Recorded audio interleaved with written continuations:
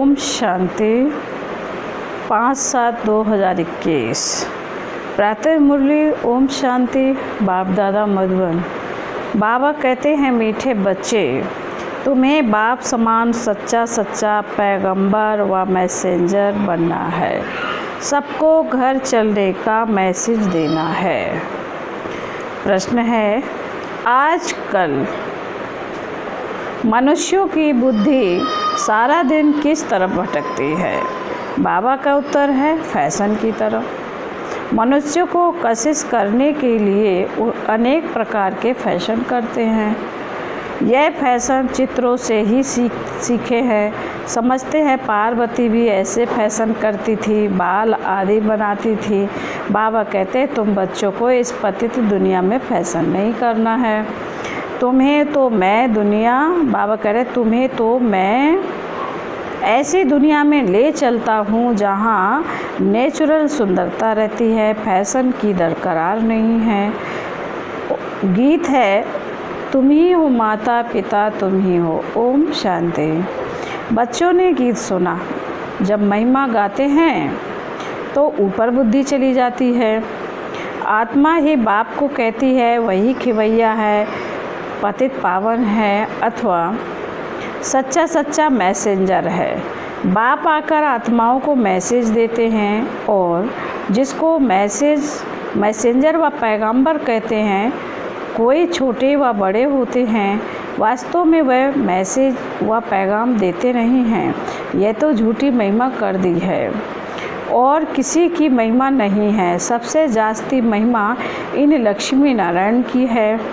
बाबा कहते, क्योंकि यह है नई दुनिया के मालिक, सो भी भारतवासी जानते हैं। दुनिया वाले सिर्फ इतना जानते हैं कि भारत प्राचीन देश है। भारत में ही गॉड गॉडेस का राज्य था।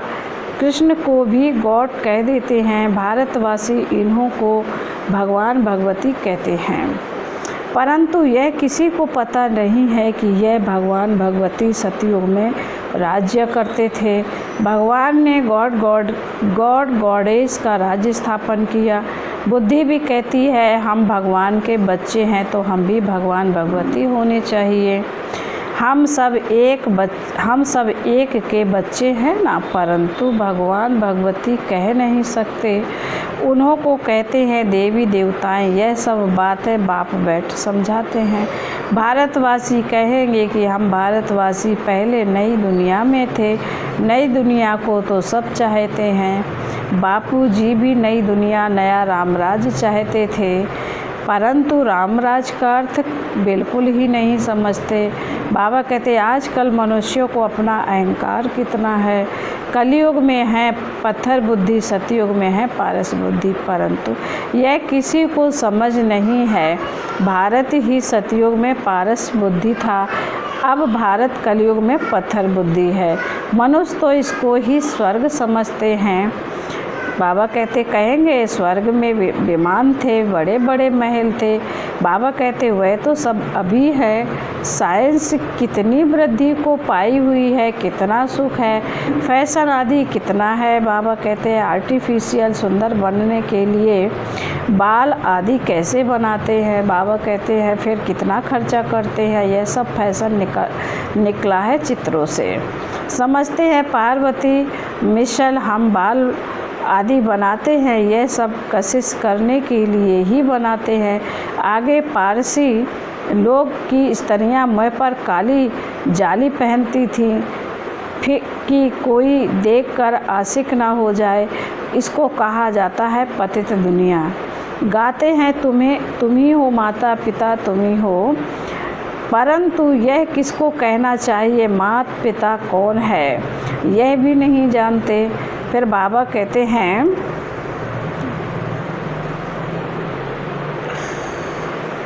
माता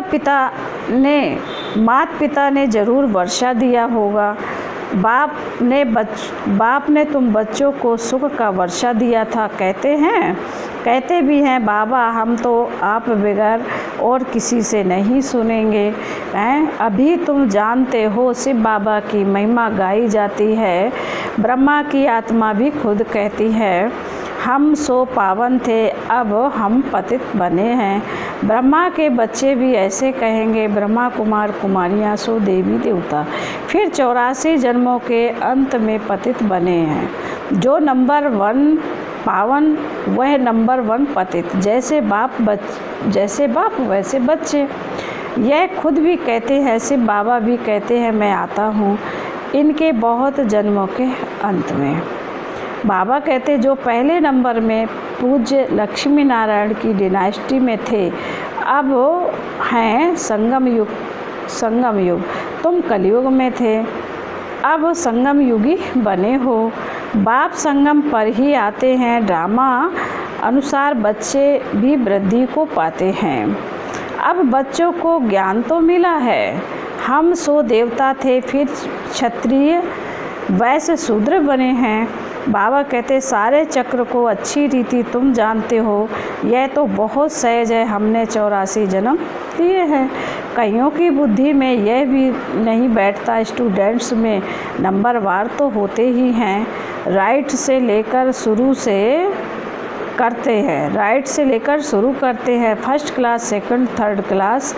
बच्चियाँ खुद भी कहती है हमारी 3rd क्लास बुद्धि है। बाबा कहते हैं हम किसको समझा नहीं सकते, दिल तो बहुत होती है परंतु बोल नहीं सकते, क्यों? बाबा क्या करे, यह हुआ अपने कर्मों का हिसाब किताब। अब बाप कहते हैं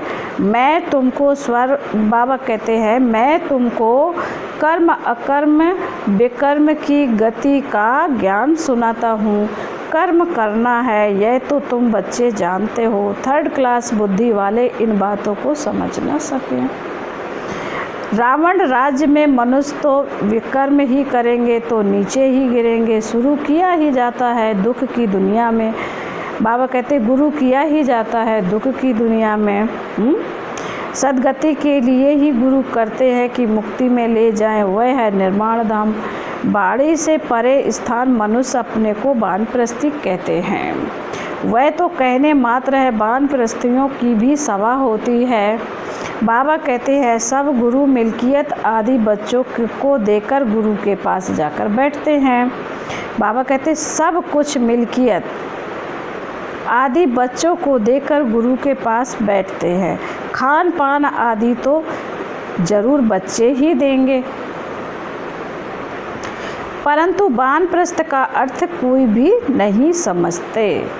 किसी की बुद्धि में यह नहीं आता है कि हमको निर्माण धाम जाना है। फिर बाबा कहते वह तो समझते हैं ज्योति ज्योत में समा जाएंगे। फिर बाबा कहते निर्माण धाम तो रहने का स्थान है, आगे 60 वर्ष के बाद वानप्रस्थ लेते थे। जैसे कि कायदा था अभी भी ऐसे करते हैं। अब तुम समझा सकते हो कि बाड़ी से परे तो कोई जा नहीं सकते। फिर बाबा कहते इसके लिए तो बाप को ही बुलाते हैं कि हे पतित पावन बाबा आओ हमको पावन बनाकर घर ले चलो।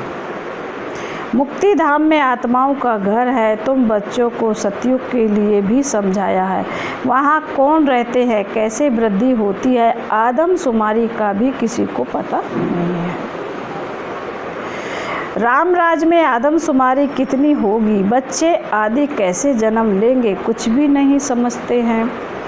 कोई भी विद्वान आचार पंडित नहीं जो इस ड्रामा के चक्र को कोई समझा सके। 84 लाख का चक्र हो कैसे सकता है, कितनी रॉन्ग है। बाबा कहते हैं कितनी रॉन्ग बातें हैं, बिल्कुल सूत ही मूझा हुआ है। बाप समझाते हैं अभी तुम जानते हो हमने कर्म अकर्म विकर्म का सारा राज समझाया है। सतयुग में तुम्हारे कर्म अकर्म हो जाते हैं, वहाँ कोई बुरा कर्म होता ही नहीं, इसलिए कर्म अकर्म हो जाता है। यहाँ मनुष्य जो भी कर्म करते हैं वह विकर्म हो जाते हैं।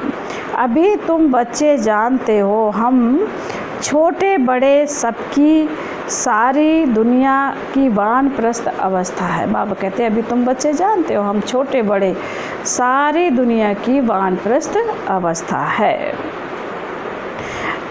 सब बाणी से परे जाने वाले हैं। कहते हैं, हे पतित पावन आओ हमको